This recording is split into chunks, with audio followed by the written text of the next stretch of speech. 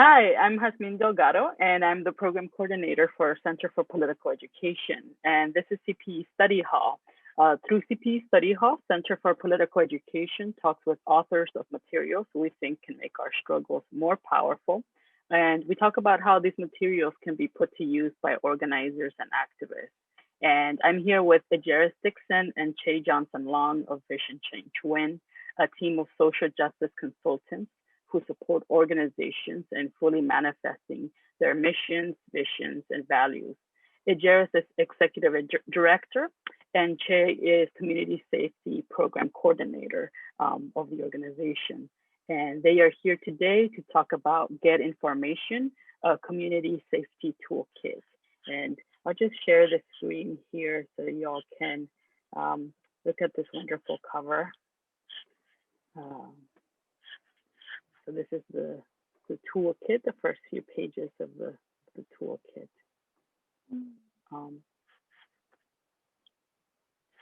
So welcome, Che and Ejeris. Welcome to CPE Study Hall. Ejeris, I'm going to start with you. For those in the audience who might just be hearing about this resource for the first time, can you tell us what is Get Information? What's the purpose of the tool? And how did the idea of putting it together come about?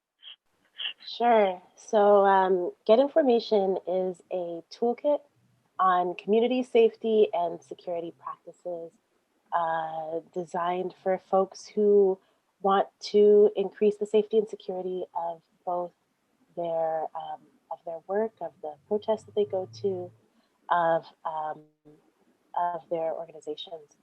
So how it came about, I had the audacity to think about how do you write down a lineage is is a little bit of it. So me and Che both are connected to kind of a multi-generational line of Black, Indigenous, people of color organizers, many women, many femmes, many queer and trans folks. And a lot of people coalesced around a particular coalition, the Coalition Against Police Brutality, that emerged in the 90s in New York City. That coalition had folks in it and history connected to both Black Power movement and the Young Lords. And because of the level of repression that was happening to New York-based groups at that time, people developed and created shared security practices. Some of those practices were around the actions and events, and some of those practices were how they navigated state violence, or how they also navigated other threats that they couldn't rely on, that they needed to rely on each other because there was the potential for police violence. So the document came about because we were all safety and security trainers in some way, shape, or form. Never, ever, always a part of one of the many jobs that an organizer does, or roles that an organizer plays, and never anything compensated. And I was in a circle of facilitators, mostly, and other kind of consultants and movement helpers who were thinking about how do we support organizations responding to threats. And so in that conversation, I named, well, what about safety and security? Because people were thinking about legal threats and financial threats and all of these. And so I was asked to start to write something down. I had some tips and some of the training sheets, and combined some of that with knowledge that I'd also gained within intimate partner violence movements and queer and trans movements, and invited Che and Yalini Dream, one of our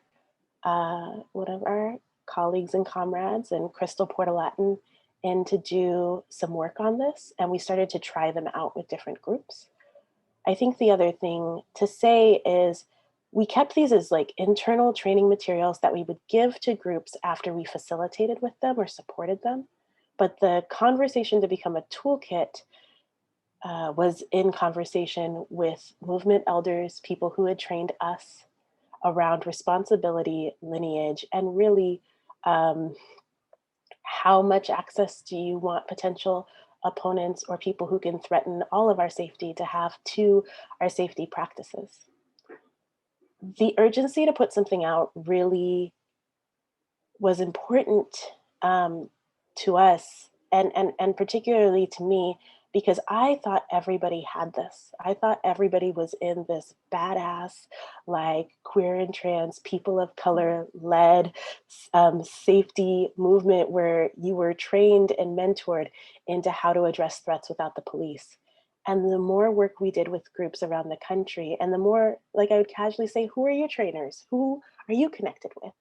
The more we realized that what we had was rare, and particularly that it was abolitionist, that it was disability justice informed, that it was that people had really done the work to address like heteropatriarchy, that we'd figured out how to do security for all bodies and for all genders, and are still struggling through that, and that we didn't have to rely on people who weren't from our movements or communities to tell us how to be safe. So the goal of the toolkit is to help secure our movement work. One of the things that we say is that that our political projects we understand as threatening to the state. And so we don't separate this from organizing. Sometimes people get really excited about security and safety work, and they want to like secure everything. But what is the political project? What is the campaign? What is the thing that we are building? If we have formations around vague work, that's not the goal. Like this work is out of struggle, and this work comes from revolutionaries, some of whom are still inside and are current political prisoners. So we are connected to that. It's also that this toolkit is a baseline. It's a baseline for people to build and start from. It's the foundation, it's the bare bones. It's not everything we have, because we wanted to do that with trust. And it was also a part of a political commitment. I had a lot of conversations when we started our community safety project about whether it was opportunist or even capitalist to think about um, training for pay when so many of us hadn't. And the commitment that I made with people who trained me and elders was that I would support us to document this work and to also resource people who'd been doing this for free for a really long time, and to build and create tools. So we hope and believe that this is one of many, and it is a bit of our own love letter to movements and a reminder that our people have been creating safety for generations. And we wanted to put that out there because we're in these times where people are asking us, how will we be safe without policing? And it's a way of saying, we've been doing this, and here are some tools you can use. Thank you, Ejeris. That's very helpful. I'll turn to you, Kay, to talk to us about, who this toolkit is for. Who did you all have in mind, while creating this document, and how do you suggest that they put it to use?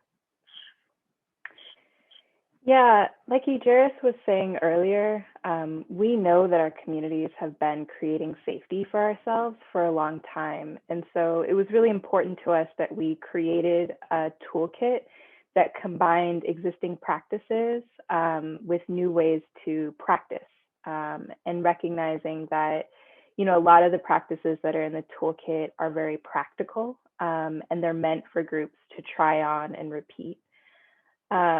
When we were creating the toolkit, we were definitely thinking about anyone who's protesting, anyone who's out in the streets, anyone who may be targeted. We were thinking about folks who are doing political work that is valuable and precious, that we know is often targeted by the state and by the right.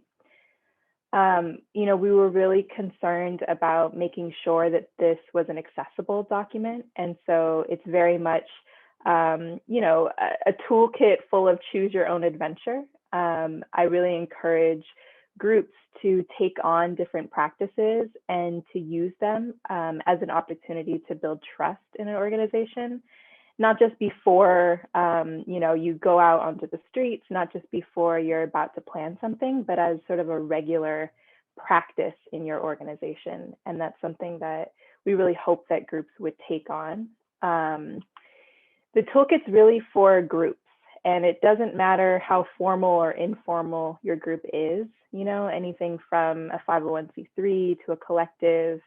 But the key for us is really that you're a part of a network of people.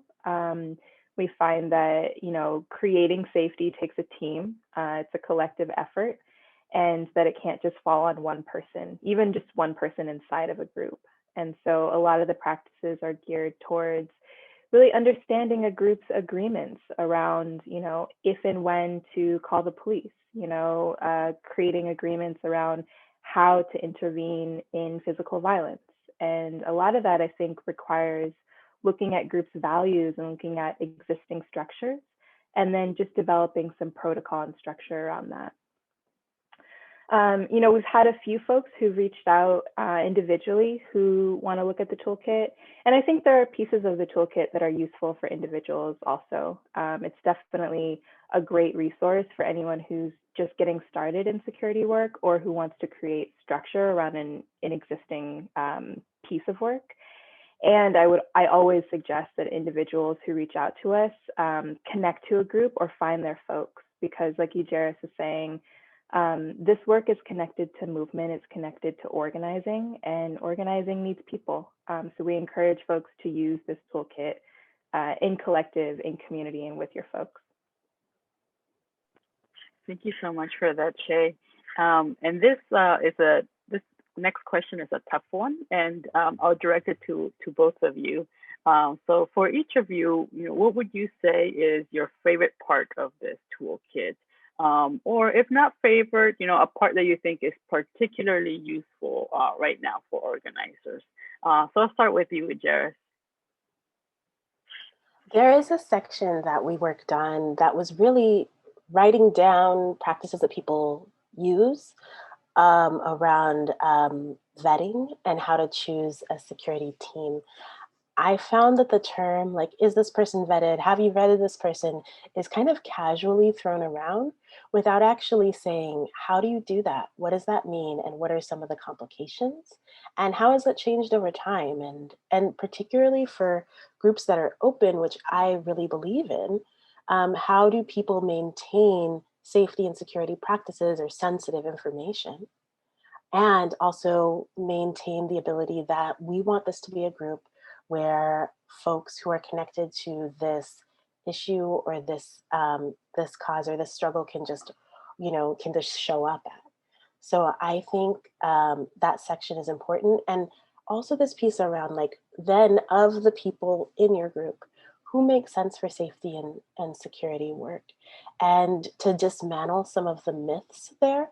Like, most of us have an image that often looks somewhere between a cop and a bouncer when people think of security, right? It's gendered, sometimes it's raced, there are size connotations, there are all kinds of different images around the body of that person, the demeanor of that person, how angry or friendly that person is, and who has access to that. So we wanted to kind of talk about, when you're choosing security folks, to talk about the skill sets, right? And that there are skill sets that people can, that are not identity based, that people, like, is this person accountable? Is this person trustworthy? Do they do what they say they're going to do? Can they hold confidential information? Do they receive feedback? Do they ask for feedback? And to really to support people in remembering that so many of the things that we value are heightened when we're doing safety and security work together, so they're even more valuable, right? Like, honesty, important in general. Honesty and clarity and communication when you're in a security team, incredibly critical. Because there's something different. Like, when we are doing movement work together, we take risks together in general, right? Like, that's what it is. But when you are putting your body between someone else's body that you may not know and a threat, it calls for a different sometimes a different level of commitment or value, or even knowing that the other people on the other side of you are going to make sure that you're okay. So that's one of my favorite sections. Thank you for sharing, Ejeris. I'll turn to you, Che. Well, that section's hard to beat, but you know, as the name suggests, I really like the formation section. You know, like Ejeris was just saying, so much of this work is about being able to create honesty and trust, and those are really kind of key pillars to security. And you know, I think another place that I really encourage practice is around finding ways that groups can learn how to move together and build trust, and physically move together. And so part of what's exciting about the formation section is that it provides really concrete offerings for how a group can set up around a march or rally. Some of the formations might be familiar to groups, like you might have seen them enacted at an action, and then some of them might be new. I think formations are also really adaptive. So I think groups can take sort of basic formations and then really remix them to fit the physical needs of their crew, to fit the moment, to fit the particular threat. But it allows something for groups to practice and to come back to. And I just really feel like learning and practicing formations is a great way to build trust, especially in downtime when nothing bad is happening and you just really get that place to get creative with your crew and play around and find new ways of doing formations that that are suggested in the toolkit. Thank you, Che. So, you know, you are both very familiar with the work of Center for Political Education, and you know that we are huge proponents of rigorous study in the service of strong organizing and movement building. And I think that's a principle that we share, you know, with Vision Change Win. So are there any materials that you think would be a good companion or a good supplement to this piece? And this can be podcasts, episodes, book, film. So I'll turn to you first, Ejeris. Sure. I made sure to prep for this because I think people take safety and security even more seriously the more that they understand COINTELPRO and the role of COINTELPRO around our movements. So one short kind of handbook that we often ask folks to read is called War at Home, Covert Action Against US Activists and What We Can Do About It by Brian Glick. I also really like the Ruckus Society's Security Culture for Activists. It's been around for a bit, but there's some useful information in there. And then the Catalyst Project has a Troublemaker's Guide that also has some good information. So I see all of this in connection with that. Yeah, that's what I'm thinking about. Thank you. Che, what would you ask? Yeah, this is kind of non-traditional, but I've found it really useful over the years to track down footage of past protests and rallies. It can be news footage, it can be footage that comes off of a Facebook Live, but really watching it as a group and identifying formations that are happening, you know, identifying places where threats have come. It's also a great way to just track if there are consistent troublemakers or folks that are causing harm, to be able to start creating like a group consciousness around those names and faces so that the group has a sense of, you know, what has worked in the past and what hasn't. It can also start tracking potential threats that might repeat at a next action or rally. Thank you. Yeah, so you know, one of the many reasons I know why we share this principle around study and struggle being linked together is it's just so evident in the toolkit. It really it's not like a one size fits all kind of venture, but it really invites organizations to engage in an exploration of their own principles and their own goals and strategies, and also in their own skill sets of the individuals making up that organization. And you know, one thing that really stuck out to me was this emphasis that even though study and theory are so fundamental, there's no substitute for practice. There's no substitute for in-person training with experienced organizers. And so I wanted to ask you both, what are some considerations that you think organizers and activists should keep in mind as they think about deepening their practice in community safety? And I can start with you, Jer. I think so much about we're in a culture sometimes where people want to teach before they've learned.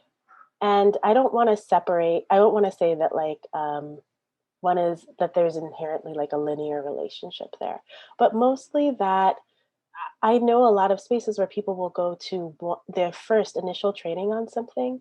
And then as opposed to a report back, they want to train on it, they want to consult on it. They almost like the depth of capitalism in our movements is pretty intense. So all that to say is this is a pretty embodied skill, right? Like you need to feel your body in connection with other people's bodies and threats. Cause I don't know, the badass I think I am shows up a little differently in front of a line of cops. And I had to get that practice, right? Or the survivor in me that has trouble trusting people has to soften and let go a bit when I need to, like, there's no way we're going to make it out of this action all together unless I really trust my comrades. And so practice matters. We learn something different each time we practice, particularly de escalation when you're intervening with stranger based violence. Like, there's not a singular through line, it's a way of moving with your instincts, right? And it's a way of being in practice with them. So, what we wanted to encourage people to do, and that's what we really struggled with around what to release and how, was this is designed to help us get safer. This is designed as a starting ground for people to practice. But there are certain, like we were kind of raised up in a format where you start with marshaling and then you move to like captain rules or you learn tactical rules. And it's not necessarily like about um, oppressive. It was really like that's how we mentored each other. That was leadership development. That's how people were supported to grow, to take really scary risks sometimes in the safest container possible, because there was always somebody around you who had been there before. We know that not everybody has that, but I actually think there are movement elders in every location. People just may not know them. And while you don't have to do this work in partnership with movement elders, there is a way that there is so much to learn in intergenerational work and in work with people with more experience than you and less. So we really deeply encourage practice because sometimes safety and security work can be really scary to people. So we'll spend a lot of time in our trainings and people want to talk theory, they want to talk anxiety, like they want to right like it's questions that are about our analysis, which is important, but not how do I do this thing? And that's just another way that we avoid the fear. So we can only we can do bold actions and create incredible campaigns, but we can only sustain them with safety and security practices because of the way that the state comes after our work, right? So our ability to sustain struggle is connected to both our strategy and our security, right? And so we wanted to make sure the same way that organizers practice, like it's interlinked. Thank you. Che, would you like to add anything to that? Yeah, just to add on to that, I just think it's so important to utilize the moments where things are not going wrong, when there's a low stakes event for practice. I think that we have the blessing now of having not only so many elders who've done movement safety and security work, but just so many resources that are out now, including this one. And so, my suggestion for groups is just pick a practice in the toolkit and do it once a month. You know, make it a part of your leadership development program, make it a part of your monthly check-in or your weekly check-in, and just get into that repetition. Because like Ejeris is saying, it's so different. You know, the badass that I feel inside is different than the badass that can show up to pressure.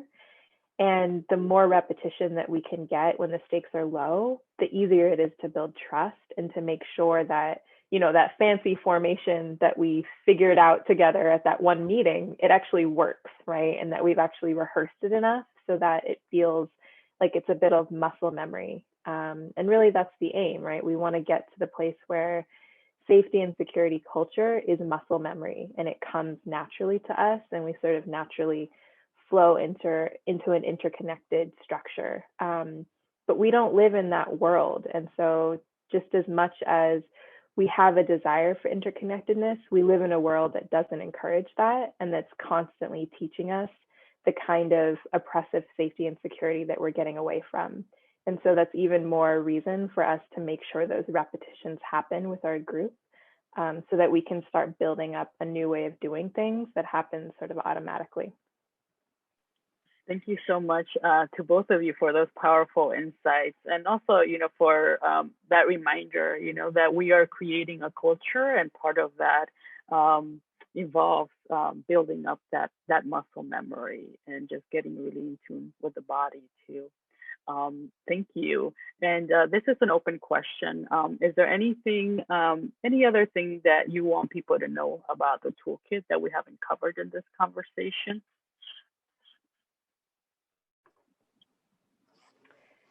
I think, you know, really just make it your own, you know, that a lot of what's in the toolkit has worked in our experience and it's a great baseline.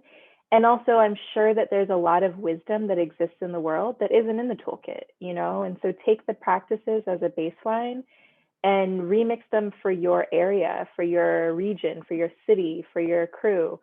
I think that part of what makes security work is when it's adaptive and it's not sort of like a one size fits all, but really takes a basic concept and then, you know, gets flexible with the times. And so I encourage folks to use this as a base and then really get creative about how that's going to work in their time, place, and conditions. Thank you. Is there anything else you would like to add, Ejeris? I think it's really similar, right? To not be literal with it, to take the big concepts and utilize them, and to let us know what's working and what's not, right? Like we're also going to learn from folks in connection, and conditions change, our movements change, right? And therefore our security practices will change. So we want to be putting out information for people to co-write, co-grow with us. Thank you for that. So for those of you who are tuning in, we at CPE encourage you to get information. You can access it in the Vision Change When website. We encourage you to study it, to use it as a complement to in-person training and practice, and to keep for continued reference. And Ejeris and Che, thank you so much for joining us here for CPE Study Hall. We really appreciate the wonderful work that you are doing and that everybody at Vision Change When is doing in fighting for our collective safety and our collective liberation. Thank you both so much for your time.